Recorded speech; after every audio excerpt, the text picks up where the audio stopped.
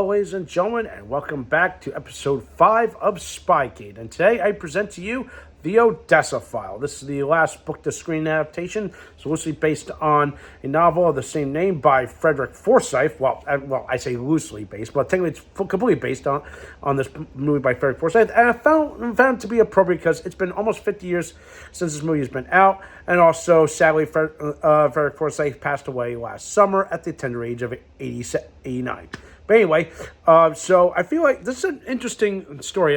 This was recommended to me, and of course I kept it on my watch list for quite some time. And then of course I was like, you know what, I'm going to give it a watch because hey, heck can go wrong because it's based on a spy thriller. You got Jon Voight in the leading role, and you also have Maximilian Schell and Maria Schell. This is probably the first and only time that a brother and sister have ever worked together on a movie project before. Sadly, both of these two are no longer with us because Maximilian Schell, who's been famous in other works beside this, it's kind of sad. A guy that's a prominent figure in European and German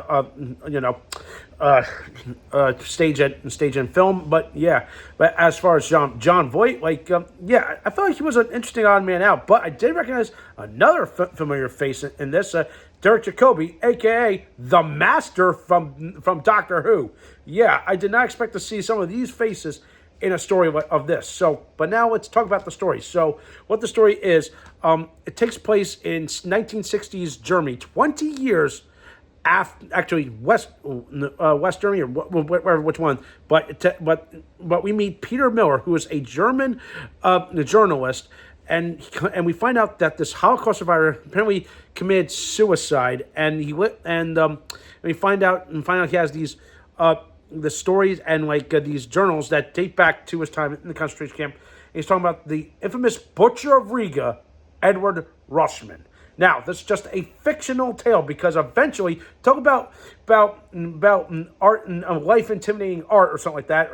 That literally a year after this movie came out, the real Edward Rushman was detained by the police, but then fled, and he would die in 1977. Yes, that is insane. How the heck did they get away with this? And I'm surprised. Seriously, war criminals being able to do that. But it's insane. Think about that. But as far as the rest of the story goes, the whole Odessa File, it's essentially just again. So it's supposedly all these former SS men went to hiding, or where they are now, and their new identities. It's kind of reminds me a little bit of the knock list from Mission Impossible. In fact, I feel like the knock list this was the inspiration for the knock list in the Mission Impossible movies. So you can start to see some parallels between that. But what really put it over the top was, oh my God, you really watch this innocent journalist who's trying to figure out, okay, why this person died. But I'm going to leave the spoiled twist for you at the end when you find out why he was on the hunt for Rushman, okay? But the fact that he goes from that, he ends up getting recruited by Mossad to hunt down him, and he disappears for literally three months almost, actually 2 months actually, if my memory serves me well, of him going through vigorous training, and trying to craft his cover and his identity. This movie has it all. This is tradecraft 101. And how you recruit somebody and how you train someone to be a spy. And this is one of those times. So this is where I give props finally to Hollywood to show how you do it. So between this and a few others, this is how you do it.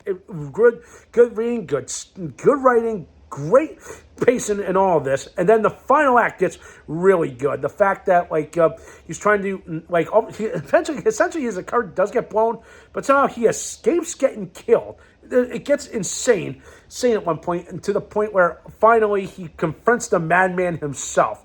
And there's a great tense, no bullets are flying, no fighting.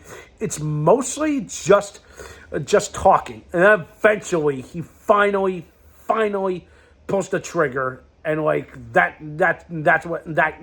that's it.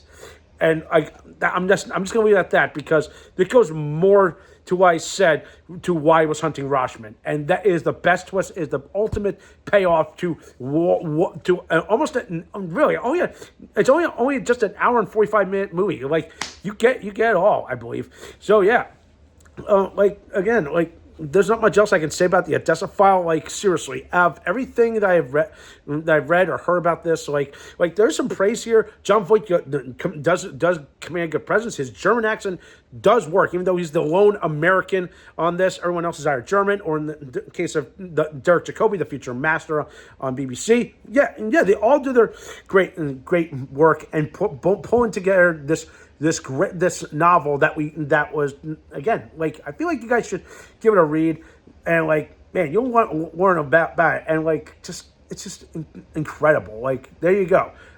Everything that I've seen and read, this is how you do a spy thriller, and how you show someone going through the tradecraft and learning everything. All right.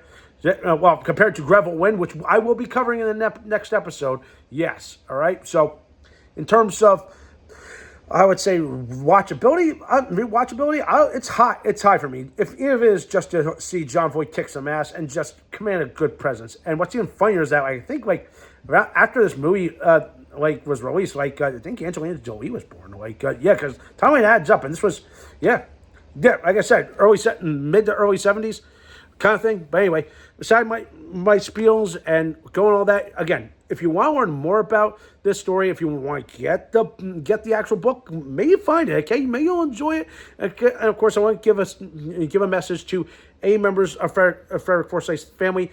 Thank you. It is a good story. You've done. I feel like it's a forgotten story. I feel like people should definitely read it, and watch this movie for just to believe this incredible story, and just believe this tradecraft like I've been talking about. All right.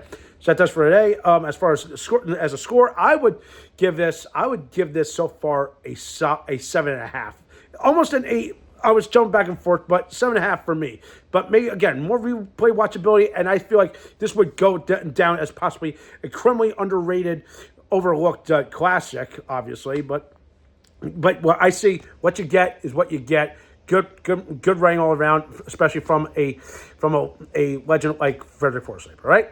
So that's it for today. I know what you think. Thumbs up the video, subscribe to my channel, and stay tuned for some more awesome and exciting content.